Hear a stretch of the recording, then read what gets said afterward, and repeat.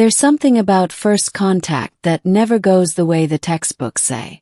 I wasn't even supposed to be on the surface of Utara 6.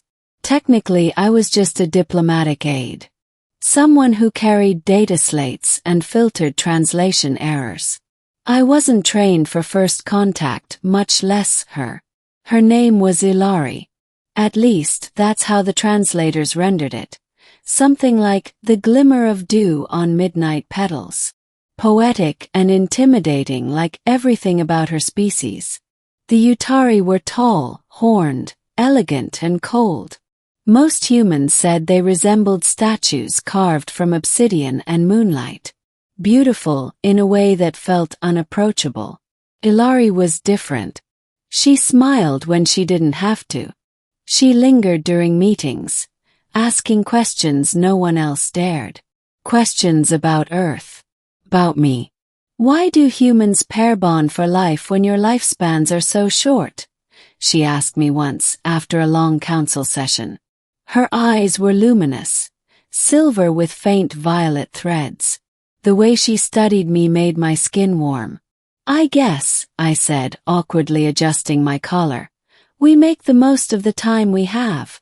It makes things more intense. She tilted her head. Intensity. That's a word I like. It was just curiosity, I told myself. Cultural exercise. Nothing more. So when she invited me to her private quarters, deep within the Spire Palace the Utari used as both a government seat and ancestral temple, I should have said no. But I didn't. Accepted. That was the first mistake. The door shimmered shut behind me, silencing the distant hum of Utari gravity elevators and floating market drones. Her chambers were like stepping into another world. Bioluminescent plants crawled over stone pillars, casting soft blue and gold shadows. A scent like jasmine and ozone lingered in the air. Ilari stood beside a low platform table set with 2 dishes. The food steamed gently. The utensils were delicate, carved from iridescent bone.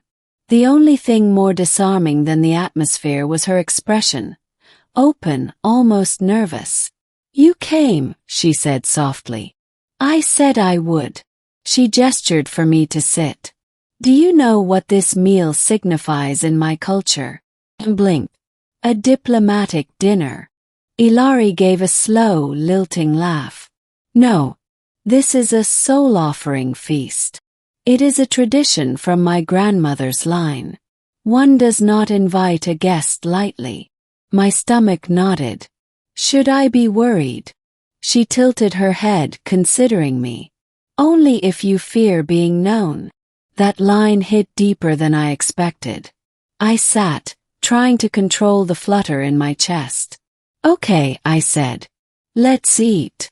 The food was rich, layered with flavors I couldn't place. Midway through, I realized I was leaning closer across the table, mirroring her posture.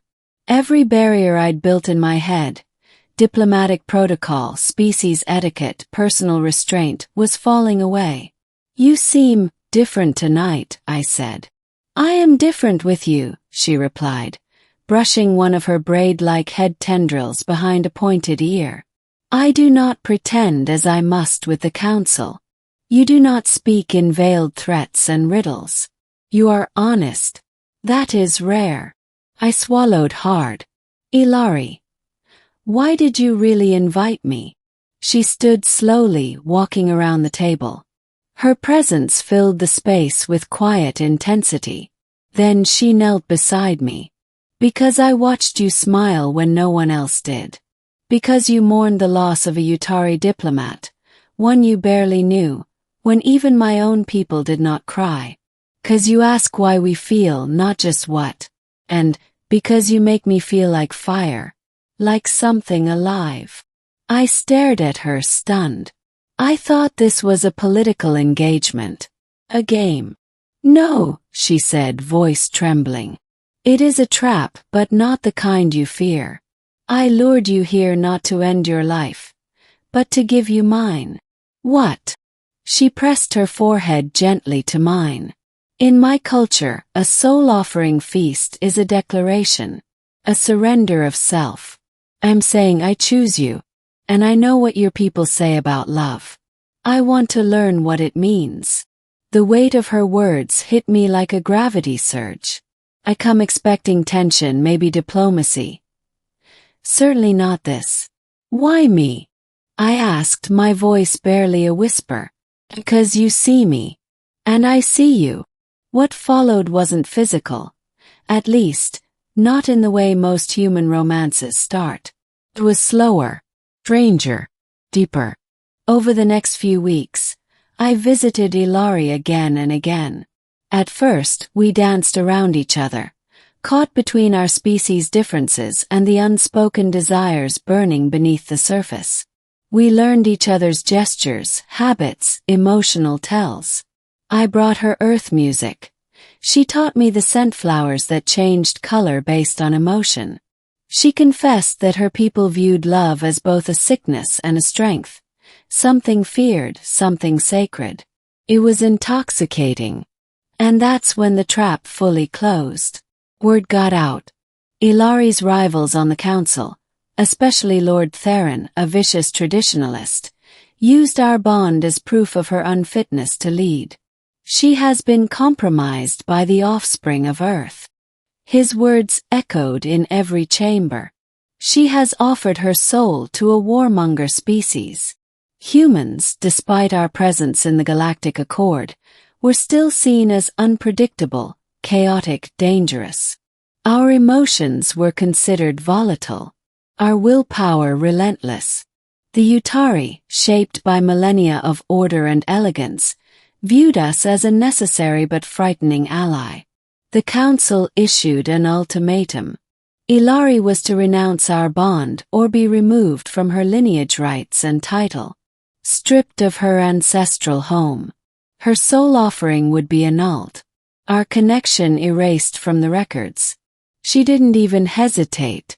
I choose him, she said, standing before the ancient court. Strip me of title but not of truth. I have offered my soul. That offering cannot be undone. The scandal was planetary. Protests broke out in several regions. Some for her, many against. My own delegation tried to recall me. I refused. I stayed. That night, I found her alone in the gardens, weeping silently beneath the starlit vines. You gave up everything, I whispered. She looked at me, silver tears glowing on her cheeks. I gave up nothing that mattered. I took her hand. Then let's make it matter. We fled the palace the next day. Not in secret, we left through the front gates. No disguises. No shame. Just a former aide and a fallen noble, walking into the unknown together. We settled on the border world of Vereen 3, a place known for its lush ecosystems and relative isolation. There we built a new kind of life. One without politics or protocols. We planted a garden. We built a small home of wood and solar steel. She taught me how to communicate with the trees that hummed faintly at night. I taught her how to cook eggs. It wasn't easy. There were weeks we went without visitors. Messages from both our peoples dwindled. We were anomalies. Forgotten by some, whispered about by others. And yet, we were happy. Because in a galaxy of war and empire, of treaties and bloodlines, we had chosen love. Fierce, fragile, messy love. Years passed. Then one day a ship arrived. It bore the seal of the Utari High Council, but also that of Earth's Interstellar Cultural Alliance. Joint Envoy. A young Utari stepped down from the vessel, bowing low. I bring news, she said. The accord has shifted. The bond you two forged has become a symbol of unity, of hope. The Council wishes to recognize your union as a new path forward. I looked at Ilari. She stood tall, her hand in mine.